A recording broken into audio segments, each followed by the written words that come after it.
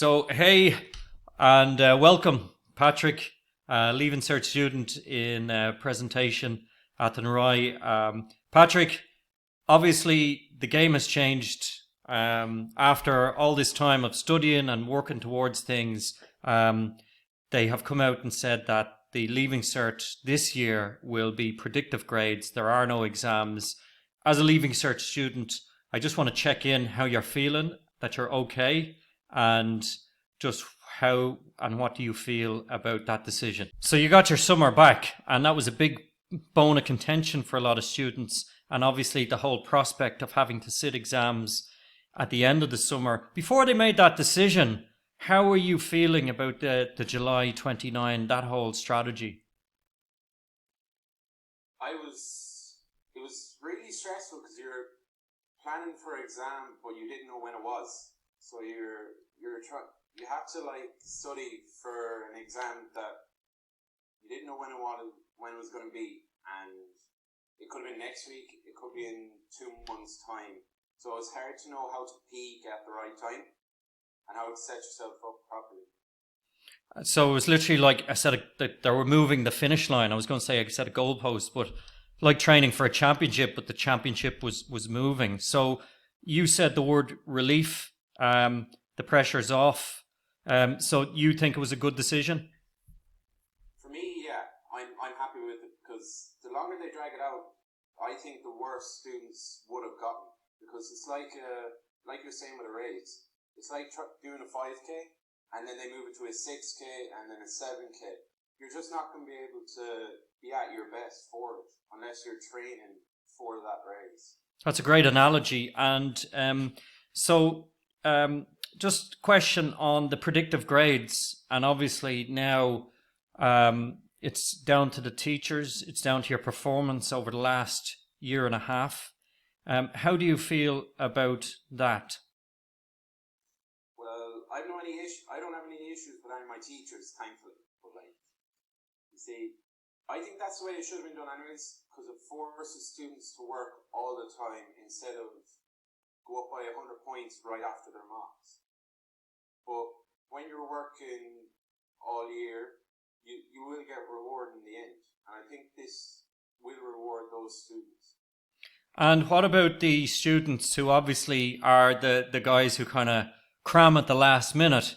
What would you say to those guys right now? Because there's a lot of people that are out there, and I know if I was going off my mock exams, back when I was doing the Leaving Cert, I'd probably be pretty worried right now. So what message would you say to those students? Well, right now there isn't much you can do about the situation. So if you're worrying about it, it's not going to help anything.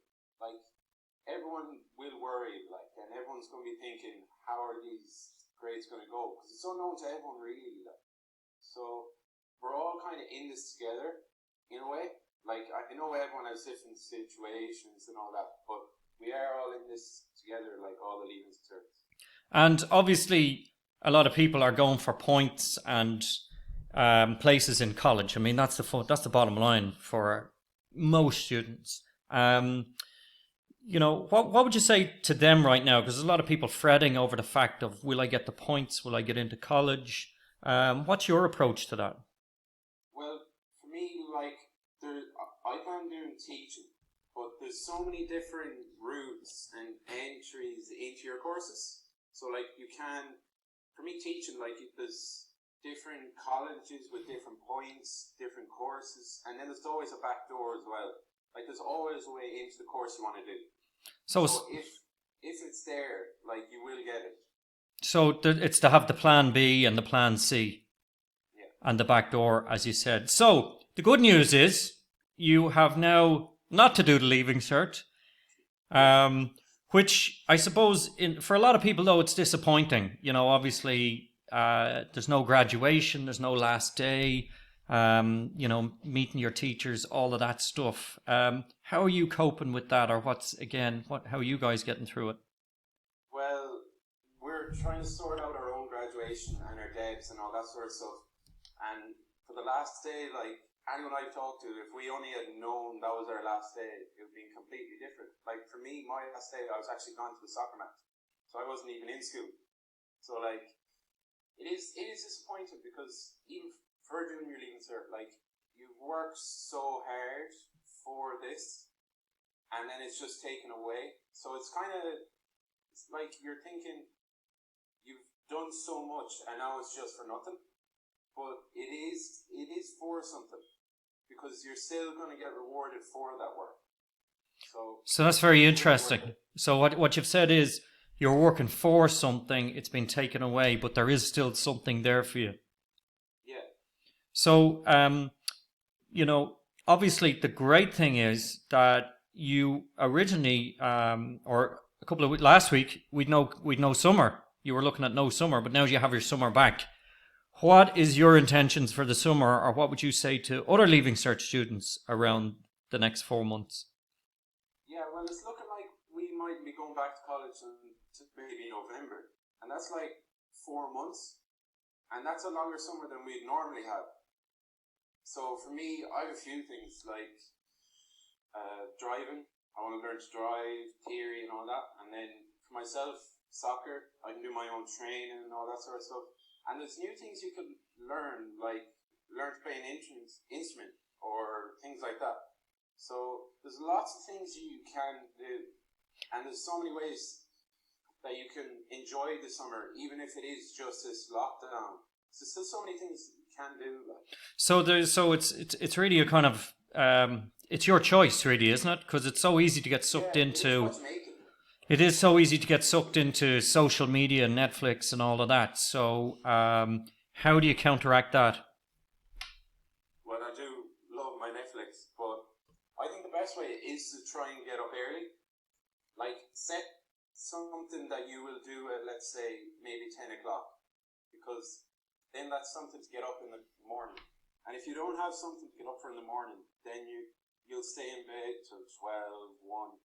Get up, eat your lunch, just sit in front of the TV until 5, eat your dinner, and then your day is gone. Like, so if you get up early in the morning, let's say you want to set a run at 10 o'clock or something like that, just keep yourself busy, like. And once you've that done, you'll feel so much better about yourself as well. How about to structure your week now? Because it's so easy for one day to run into the next. Any advice on that for other students?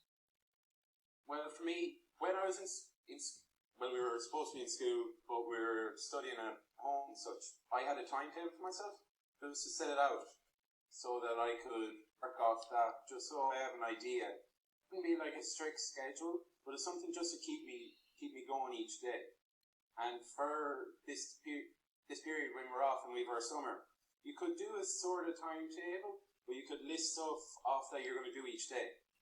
Let's say you're going to go for a run on a Wednesday, you could maybe watch 2 episodes on Netflix and things like that. Just to set stuff out, just so you're not just saying things over and over again. Then you will get sick of it and you will get bored. How are you coping without your friends? Because obviously it's hard to see your mates right now. Yeah, well, a few of them that I can cycle to and go see, because they're inside the radius, like, so we'd meet up and go to the shop or whatever, just to kind of meet up, like. And then other ones you could go on a Zoom call, talk to them like that. And there's different ways to talk to them, like on the PlayStation and stuff like that in the evenings as well. So it is doable, like, to cope with it. And just on that, when all of this is over and you meet back up, what is the plan? Get a haircut. I thought you were going to say a big party. Definitely, I can guarantee you that. Probably go down to the pitch, meet up, go into town, just try and get life back to normal nearly. Yeah. And I suppose, look, a lot of us are being stopped from doing things right now, and that's hard. And there's anxiety around that as well. So any message for students out there that just feel fed up and maybe anxious, for people who struggle with other people? Oh, yeah. Well, for me, if I always go out and even a walk or a cycle, just go out, and because the weather's lovely, that's how I cope with not seeing people. You're you're still getting out, and it's a way of getting back to normality, because it's something that hasn't changed. So then you're not focused on the coronavirus and all that sort. It is just keeping you mentally sane. That's brilliant. And I suppose just to wrap things up, secondary school, you've now come to the end, and there's a lot of uncertainty for 6-year students, new 6-year students, and obviously the other students coming through first years. What message would you say to them? Don't leave it too late, because as you've seen this year, people who hadn't put in the work, they're not going to get rewarded. People who are planning for after the mocks, work then, get an extra 100 points, you'll be fine. But people who've done that this year won't be fine.